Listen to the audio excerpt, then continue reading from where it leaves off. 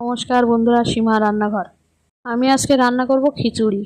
আতপ চাল নিলাম, মুগের ডাল নিলাম, কড়া বসালাম, সর্ষের তেল দিলাম, মুগের ডাল ভেজে নিলাম, আতপ চাল ভেজে নিলাম, সর্ষের তেল দিলাম, কাঁচা লঙ্কা দিলাম, সবজি দিলাম, গাজর বরবটি, আলু কুমড়ো লাল আলু দিলাম, লবণ দিলাম, হলুদ দিলাম, লঙ্কার গুঁড়ো দিলাম, জিরের গুঁড়ো দিলাম, নাড়াচাড়া করে নিলাম, সবজিটা কষে নিলাম, হাঁড়িতে জলটা গরম করে নিলাম, আতপ চাল আর মুগের ডাল গরম জলে দিয়ে দিলাম, কিছুক্ষণ ফুটিয়ে আতপ চাল আর মুগের ডালটা সিদ্ধ করে নিলাম।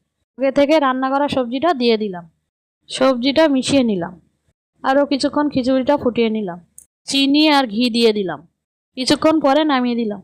আমার রান্নাটা ভালো লাগলে লাইক, সাবস্ক্রাইব, কমেন্ট, শেয়ার করুন।